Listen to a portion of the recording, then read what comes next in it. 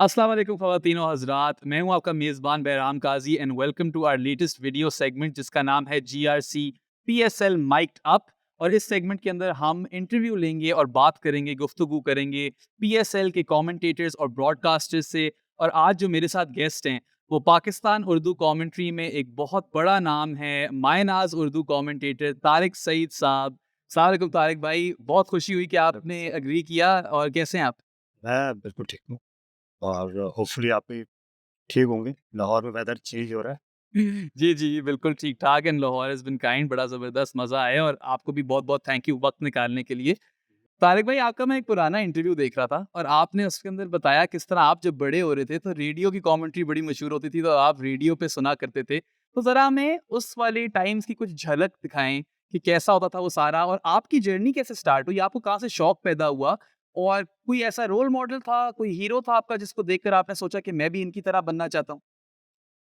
नहीं देखिए, मैं शुरू में रेडियो तो सुना करते थे क्योंकि उस वक़्त क्रिकेट जो है वो टीवी पे तो इतनी ज़्यादा लाइव नहीं आती थी। वो होम सीरीज़ के कुछ इक्का-दुक्का मैचेज़ जो हैं वो आ जाया करते थे और अ, रेडियो ही एक ऐसा ज़रिया था जिसमें आपको रात को आप बाखबर भी होते थे कि दुनिया के क्रिकेट में क्या हो रहा है। शॉर्ट वेव्स पे कमेंट्रीज़ आती हुँ, थी। इंग्लैंड की टीम या वेस्ट इंडीज़ जाती थी तो वहाँ से टोनी क्रोज़ियर वगैरह को हम सुनते थे। तो या ऑस्ट्रेलिया में कोई टेस्ट सीरीज़ हो रही होती थी एशेज़ की। हुँ। तो रेडियो पाकिस्तान को हमने बहुत सुना और मुनीर हुसैन साहब मरहूम हमारे उर्दू के कमेंटेटर थे। उमर कुरैशी, हुँ, हसन जलील साहब थे। तो वो बहुत ही वो उस ज़माने में ये बहुत बड़े नाम थे और ये क्रिकेट जो है दूर-दराज़ इलाकों तक पहुँचाने में इनका बड़ा किरदार था क्योंकि आम लोगों को फिर क्रिकेट की ज़बान समझ हुँ। आना शुरू हुई इनकी ज़बान में। चलिए, हमें बड़ी खुशी है कि आपने ये फ़ैसला लिया कि आप कमेंट्री में आए और हमें अपनी कमेंट्री के साथ लुत्फ़-अंदोज़ किया। ये बताते चलें मुझे तारिक भाई कि उर्दू कमेंट्री का एक बड़ा बुरा वक़्त आया बीच में। 2009 के बाद तो तकरीबन ख़त्म ही हो गई जब पाकिस्तान से क्रिकेट गई। तो इस तरह के पीरियड में आपने कैसे वक़्त देखे और कैसे आप रेलेवेंट रहे? और आज जो आपके पास सक्सेस है, कैसे पहुँचे आप यहाँ तक? हाँ, बहुत ही मुश्किल टाइम था। पाकिस्तान क्रिकेट की तरह उर्दू कमेंट्री पे, पाकिस्तान की स्पोर्ट्स जर्नलिज़्म पे क्योंकि हम वन स्पोर्ट कंट्री समझे जाते हैं, तो इसलिए जितने भी क्रिकेट जर्नलिस्ट थे, उस ज़माने के, उनके लिए बहुत मुश्किल हो गया था हुँ, कि अगर वो सिंगल बीट कर रहे हैं, तो अपने दफ़्तर में इस बात का जवाज़ फराहम करना कि हुँ, आपकी जो जॉब है, वो किस तरह से कंटिन्यू हो। तो क्रिकेट यहाँ से चली गई थी, तो फिर हम लोग जो है, वो जाया करते थे। एक तो जब वो सीरीज़ होती थी अबू धाबी, दुबई में, हुँ, हालाँकि वहाँ क्रिकेट कवर करना बहुत मुश्किल था। एक आध सीरीज़ जो है वो मिस भी हुई इसी वजह से क्योंकि को उसमें प्रोडक्शन कॉस्ट के बड़े मसाइल थे, हुँ, रेडियो पर को अच्छा वक़्त नहीं था। फिर उस दौर में रेडियो कमेंट्रीज़ कुछ ज़्यादातर तो ऑफ ट्यूब्स ही होती रहीं हुँ, और हमने लेकिन बेशतर चीज़ हमने की वहाँ से रेडियो के लिए और वो भी इस तरह से कि हम कुछ अखबार का काम करते थे वहाँ पे जाके। तो जाते हम ज़्यादातर अपने तौर पर थे 1-2 सीरीज़ के अलावा। जो बड़ी सीरीज़ होती थी उसमें हमें जो है रेडियो हुँ, टिकट देता था। तो बाकी ये है कि आपको डेली अलाउंस मिल जाता था लेकिन आपका समटाइम डेली अलाउंस से ज़्यादा जो है वो चीज़ जो वहाँ पे लोकल ट्रैवल करना हुँ, बहुत मुश्किल होता है। बिल्कुल। आपको मालूम है कि जो दुबई का स्टेडियम है, ये दुबई के पास इलाकों से 50-50 किलोमीटर दूर है। बिल्कुल। जो जो वहाँ का शहरी इलाका है या इस तरह अबू धाबी का स्टेडियम बहुत दूर है। हुँ, तो था वक़्त था लेकिन गुज़र गया और पाकिस्तान क्रिकेट अब खुशी होती है कि वापस आ गई अपनी जगह पर। हुँ। तो होपफुली कि जो उर्दू कमेंट्री है, वो भी आ जाएगी वापस इंटरनेशनल क्रिकेट में भी आ जाएगी जल्दी। उम्मीद हम कर सकते हैं लेकिन हम सब के लिए क्रिकेटर्स के लिए बहुत मुश्किल दौर था। मेरा ख़्याल है कि मिसबाह उल हक को इसमें ज़रूर शाबाश मिलनी चाहिए। इन्होंने इस बिल्कुल। पीरियड में पाकिस्तान क्रिकेट को ज़िंदा रखा और हमारे क्रिकेटर्स। बिल्कुल, बिल्कुल, और हमें भी बड़ी खुशी है कि आपने उर्दू कमेंट्री को ज़िंदा रखा, और ना सिर्फ़ उर्दू बल्कि सारी रीजनल लैंग्वेजेज़ में भी in an ideal world commentary इस तरह होनी चाहिए। तारिक भाई, मैंने ये देखा कि आपने बीच में क्रिक इन्फो के लिए कुछ उर्दू कॉलम्स लिखे हुए हैं, आर्टिकल्स लिखे हुए हैं। शायद हमारे व्यूअर्स को इस चीज़ की मालूमात ना हो, मगर उसके बारे में कुछ बताते चलें। वो कैसा एक्सपीरियंस था? हाँ, वो बहुत इब्तदाई ज़माना था क्रिक इन्फो का भी। तो यहाँ इधर लाहौर में मैं पाकिस्तान में ऑफ़िस बनाया था, तो सुहेल अहमद साहब हुआ करते थे।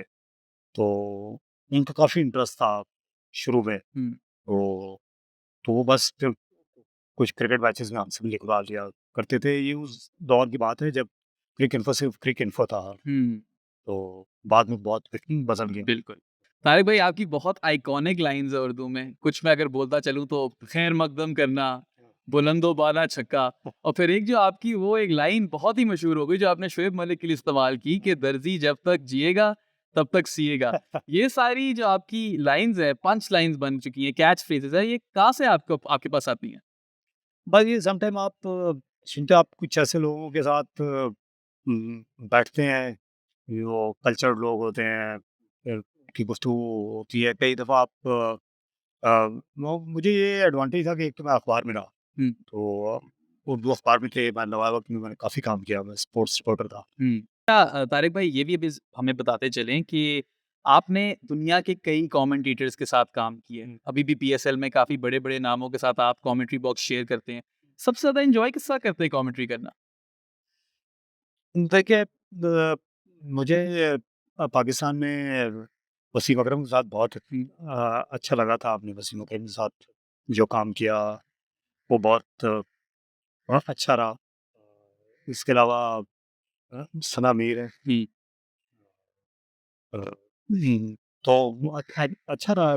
पाकिस्तान में अच्छा एक्सपीरियंस रहा है इन लोगों के साथ काम करना। सबके साथ ही वो आपको मज़ा आता है। क्रिकेट अच्छी हो रही हो, हुँ, तो फिर तो मज़ा दुबाला हो जाता है आपको बोलने का भी। और इसमें असल चीज़ यही होती है कि आपको, अगर आप खुद एंजॉय कर रहे हैं, अगर एक कमेंटेटर बोलते हुए वो उसको खुद वो महसूस हो रहा है हुँ, अपनी बोलचाल से, तो ही उसको एक्सपेक्ट करना चाहिए कि उसको सुनने वाले भी हुँ, उससे महसूस हो रहे हैं। अगर आप खुद मजबूर हो के बोल रहे हैं या मैंने अपना स्टिंट पूरा करना हुँ, है, या तो फिर आप ये कभी भी ना समझिए कि आपके जो लिसनर्स हैं वो एंजॉय कर रहे हो। बिल्कुल। अच्छा, आपने कई डेकेड्स से पाकिस्तान क्रिकेट कवर की है। बहुत डिफरेंट जनरेशंस आपने देखी हैं पाकिस्तान क्रिकेट के अंदर, और जो करंट क्रॉप ऑफ प्लेयर्स है, ये जो नई जनरेशन आई है सामने, इसके बारे में आपके क्या ख़्यालात हैं? ये इन्होंने, मेरा ख्याल है कि पाकिस्तान क्रिकेट का एक बार फिर चेहरा तब्दील किया है। हुँ, आम आदमी जो है, मैंने देखा है इतने बरसों के बाद उसकी क्रिकेट में उसकी दिलचस्पी वापस आई है। हुँ, और तो हमारे प्लेयर्स के, अभी भी जब मैं आ रहा था ये आपकी तरफ, तो शहर में जगह-जगह जो प्लेयर्स के बड़े-बड़े होर्डिंग्स लगे हुए हैं। क्रिकेटर्स हीरोज़ के तौर पर दोबारा अपने आप को मनवाने में कामयाब हुए हैं। हुँ, ये बड़ी बात है, क्योंकि जो कुछ हुआ 90s में, और जो ड्रेसिंग रूम की पॉलिटिक्स थी हुँ, या दूसरी जो चीज़ें हुई, उनसे बहुत नुकसान हुआ। तो आम आदमी जो था, वो क्रिकेट से, मेरा ख़्याल है कि जो पिछली सदी ख़त्म हुई थी, 99 के वर्ल्ड कप के बाद आम आदमी का जो इंटरेस्ट था वो कम हो गया था। हुँ, और पाकिस्तान क्रिकेट में उस तरह के हीरोज़ भी नहीं रहे थे, हुँ, जो कि प्योर जो क्रिकेटिंग हीरोज़ होते हैं। तो मेरा ख़्याल है इसमें एक तो बाबर आज़म को बड़ा हमें देना चाहिए, उसको शाबाश मिलनी चाहिए। तो अ, दूसरे शाहीन अफरीदी है, या शादाब है, या नसीम शाह हैं, रिज़वान। मोहम्मद रिज़वान है। हुँ, क्योंकि इन्होंने, एक तो इनका टीम में बहुत इत्तेहाद रहा है, बिल्कुल। लोग इसको बहुत सराहते हैं। कोई इनकी पॉलिटिक्स पॉलिटिक्स नहीं, कभी हुँ, हमने ये खबरें नहीं सुनी कि एक-दूसरे को टाँग खींच रहे हैं, हुँ, या तो ये अच्छा पाकिस्तान का एक लीडरशिप एक ग्रुप हुँ, बना है, और दोबारा से ये स्टार से सुपरस्टार बने हैं स्पोर्ट्स में। तो ये बड़ी खुशी होती है। फिर ये है कि ये इन लोगों का जो है किस, और भी इनके बारे में आपको कोई भी बुरी हेडलाइन आप नहीं बिल्कुल। इनके बारे में सुनिए, ये बहुत बड़ी बात है। हुँ, ये कंट्रोवर्सी से, स्कैंडल से, इस तरह की चीज़ों से दूर रहकर सिर्फ क्रिकेटर्स के तौर पर इन्होंने अपने आप को मनवाया है। तो हुँ। मेरा ख्याल है कि इन सबको सलाम करना चाहिए।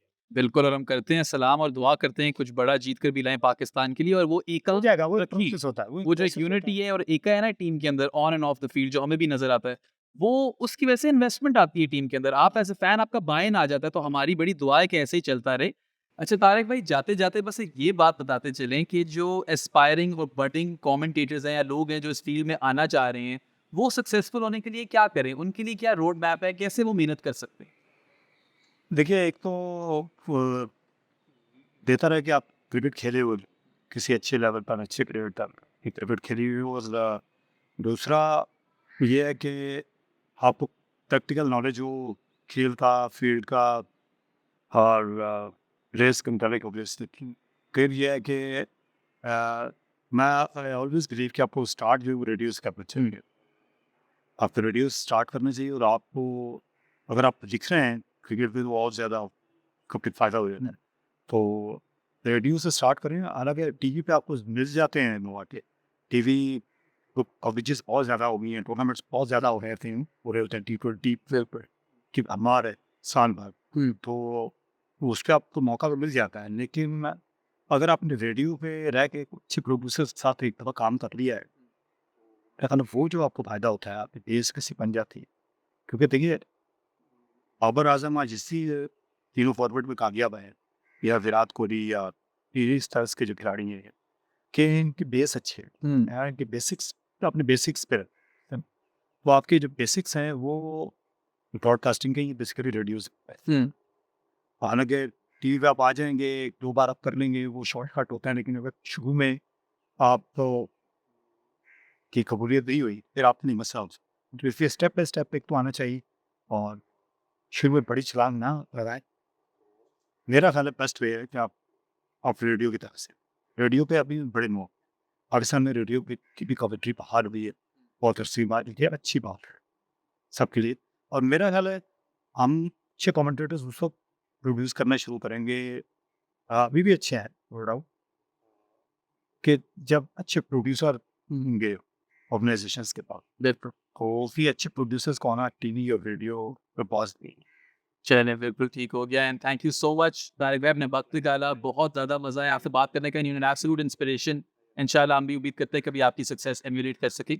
तो बहुत-बहुत शुक्रिया आपने बहुत को जी, जी and thank you viewers for tuning in. For similar content, stay tuned.